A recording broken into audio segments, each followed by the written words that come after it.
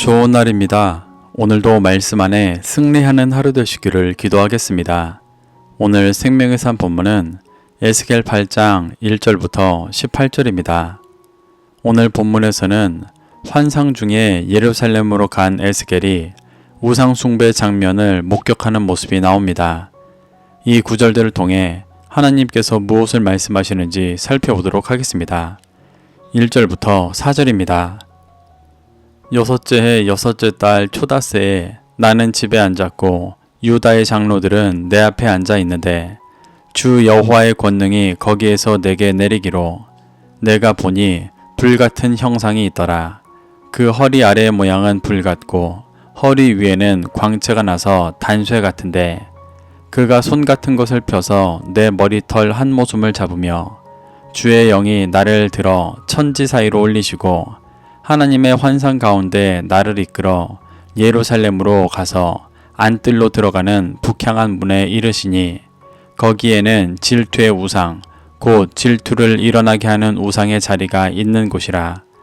이스라엘 하나님의 영광이 거기에 있는데 내가 들에서 본 모습과 같더라.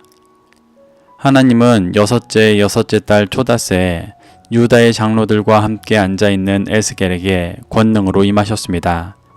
여기서 여섯째 달은 나팔절과 대속죄일과 초막절이 있는 일곱째 달의 바로 전달입니다. 하나님은 대속죄일을 맞이하여 에스겔과 유다 공동체가 온전히 회개할 수 있도록 예루살렘 가운데 있는 죄를 밝히 드러내고 계시는 것입니다. 이때 유다의 장로들이 에스겔의 집에 함께 앉아 있었다는 것은 이미 여러 차례 예언과 상징적인 행위를 했던 에스겔을 통해 하나님의 음성을 듣기 위함이었을 것입니다. 이렇게 하나님의 음성을 구하며 모여 있을 때 하나님은 에스겔에게 다시 임하셨습니다. 에스겔은 임재 가운데 불같은 형상을 보았습니다. 이는 1장에서 보았던 형상과 같은 것이었습니다. 그 형상이 에스겔의 머리털 한 모숨을 잡아 환상 가운데 예루살렘 성전의 북문 입구에 있는 질투의 우상이 있는 자리로 인도했습니다. 에스겔이 환상을 본 포로지와 예루살렘은 직선 거리로 900km 정도가 떨어져 있는 먼 거리였습니다. 하나님은 공간을 초월하셔서 에스겔을 예루살렘 성전으로 인도해 그곳의 영적인 실상을 보게 하고 계신 것입니다. 5절부터 6절입니다. 그가 내게 이르시되 인자야 이제 너는 눈을 들어 북쪽을 바라보라 하시기로 내가 눈을 들어 북쪽을 바라보니 제단못 어귀 북쪽에 그 질투의 우상이 있더라. 그가 또 내게 이르시되 인자야 이스라엘 족속이 행하는 일을 보느냐. 그들이 여기에서 크게 가증한 일을 행하여 나로 내 성소를 멀리 떠나게 하느니라. 너는 다시 다른 큰 가증한 일을 보리라 하시더라. 예루살렘 성전 북문에 있던 질투의 우상은 특정 우상의 이름이라기보다 하나님을 질투하게 하는 이방의 우상들을 말합니다. 질투의 우상의 자리가 있던 예루살렘 성전 북쪽문은 제사에 쓰일 양이 들어가는 곳이었습니다. 이곳은 그 어느 곳보다 거룩해야 하는 곳이었지만 이스라엘은 그곳에 질투의 우상을 세워 거룩한 제물의 가치를 무너뜨리고 있었습니다. 그래서 하나님은 이러한 가증한 일이 자신을 성소에서 멀리 떠나게 하고 있다고 말씀하고 계십니다. 더러운 죄로 인해 거룩하신 하나님께서 더 이상 함께 하시지 못하고 성소로서의 기능이 상실하게 되는 모습을 보여주는 것입니다. 7절부터 9절입니다. 그가 나를 이끌고 뜰 문에 이르시기로 내가 본즉 담에 구멍이 있더라. 그가 내게 이르시되 인자야 너는 이 담을 헐라 하시기로 내가 그 담을 허니 한 문이 있더라. 또 내게 이르시되 들어가서 그들이 거기에서 행하는 가증하고 악한 일을 보라 하시기로. 하나님은 6절 후반부에 에스겔에게 다른 큰 가증한 일을 볼 것이라고 말씀하시고 뜰 문으로 인도하셨습니다.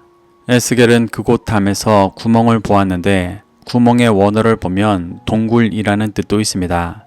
그 구멍은 작은 구멍이 아니라 무언가 은밀한 일을 하기 위해 만든 비밀 통로 같은 곳입니다. 하나님은 에스겔에게 그 담을 헐고 나오는 문 안으로 들어가 그곳에서 행하는 가증하고 악한 일을 보라고 말씀하십니다. 이는 성전 안에 가려져 있고 숨겨져 있는 죄와 우상 숭배를 보도록 인도하시는 것입니다. 10절부터 11절입니다. 내가 들어가 보니 각양 곤충과 가증한 짐승과 이스라엘 족속의 모든 우상을 그 사방벽에 그렸고 이스라엘 족속의 장로 중 70명이 그 앞에 섰으며 사반의 아들 야하사냐도 그 가운데 섰고 각기 손에 향로를 들었는데 향연이 구름같이 오르더라. 에스겔이 환상 중에 성전에 숨겨진 문 안에 들어가 본 현실은 매우 심각했습니다. 그곳에는 각양 곤충과 가증한 짐승과 이스라엘 족속의 모든 우상을 사방벽에 그려놓고 있었습니다. 각양 곤충과 가증한 짐승은 모든 종류의 기는 것들, 곧 네 발로 기어다니는 곤충과 파충류를 의미합니다. 레위기에서는 이것들을 부정한 것으로 여기며 가까이 하여 더럽히지 말라고 표현하고 있습니다. 또 이것들은 애굽에서 섬기던 우상을 의미하기도 했습니다. 하나님은 이러한 부정한 우상들이 거룩한 성전 안에 새겨져 있는 죄악된 상황을 보여주고 계신 것입니다. 충격적인 것은 그 안에 이스라엘 족속의 장로 중 70명과 사반의 아들 야하사냐가 각기 향로를 들고 있었던 것입니다. 70명의 장로들은 이스라엘 최고의 지도자들이었습니다. 그리고 사반은 요시아 왕이 종교를 개혁할 때 주도했었던 신실한 서기관이었습니다. 이런 70장로와 사반의 아들 야하사냐가 은밀한 장소에서 우상의 향로를 들고 있었다는 것은 겉으로는 하나님을 믿고 따르는 척하지만 속은 이미 우상에게 중심을 다 내어준 이스라엘의 안타까운 영적인 모습을 잘 보여주는 것입니다. 12절부터 13절입니다. 또 내게 이르시되 인자야 이스라엘 족속의 장로들이 각각 그 우상의 방한 어두운 가운데서 행하는 것을 내가 보았느냐. 그들이 이르기를 여호와께서 우리를 보지 아니하시며 여호와께서 이 땅을 버리셨다 하느니라. 또 내게 이르시되 너는 다시 그들이 행하는 바 다른 큰 가증한 일을 보리라 하시더라. 70장로와 사반의 아들 야하사냐는 우상의 향로를 들고 제사하며 하나님께서 자신들을 보지 않으시고 예루살렘 땅을 버리셨다고 말합니다. 여기서 버리다의 원어 아자브는 떠나다 라는 뜻입니다. 하나님께서 자신들에게 더 이상 임재하지 않으시고 떠나셨다는 말입니다. 이는 하나님께서 그들이 바라고 소망하는 것을 이루어주지 않고 계시기 때문에 하는 말이었습니다.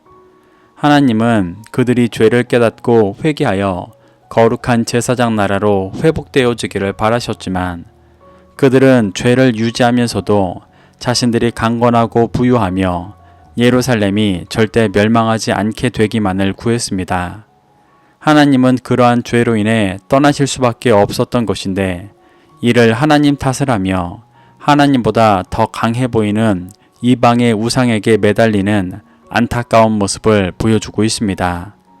하나님은 이 죄악으로 끝이 아니라 다른 큰 가증한 일을 또 보이시겠다고 말씀하십니다.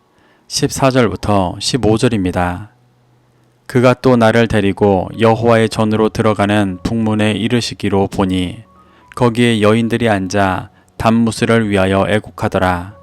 그가 또 내게 이르시되 인자야 내가 그것을 보았느냐. 너는 또 이보다 더 큰 가증한 일을 보리라 하시더라. 하나님께서 에스겔을 성전의 북문으로 인도하셨을 때 그곳에는 여인들이 앉아 단무스를 위해 애곡하고 있었습니다. 단무스는 메소포타미아와 바벨론의 신이었습니다. 여인들은 바벨론이 유다를 정복했기 때문에 하나님보다 더 강하다고 생각되어지는 바벨론의 신을 따르고 있는 것이었습니다. 단무스는 농사와 자연을 주관하는 신으로 죽어서 지하로 내려갔을 때 사람들이 애곡하면 살아나 여름 동안 죽었던 곡식을 부활시키고 풍성하게 하는 신이라 여겼습니다. 여인들은 단무스를 위해 애곡하며 자신들의 풍요를 구하고 있던 것입니다.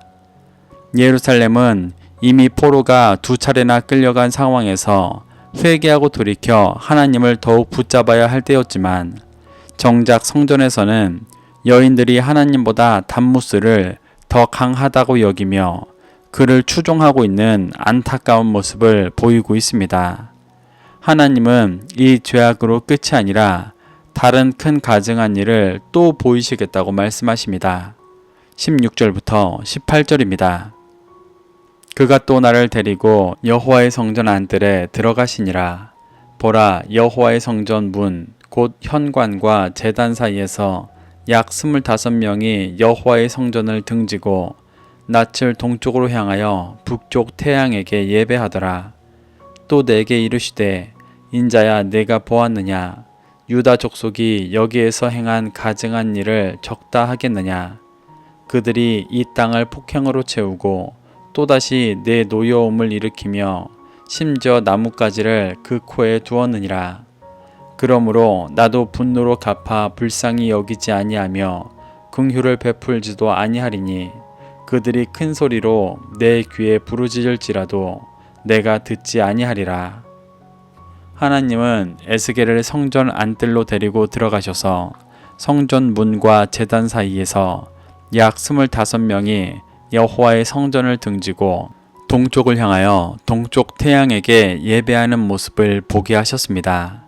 성전 안뜰은 제사장만이 들어갈 수 있는 곳이었고 성전문과 제단 사이의 공간은 제사 제물을 태우고 예배하는 거룩한 공간이었습니다.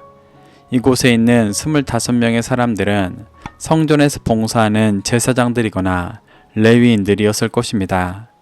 이들은 누구보다 거룩하게 하나님만을 섬겨야 하는 사람들이었지만 동쪽의 태양을 숭배하는 모습을 보이고 있습니다.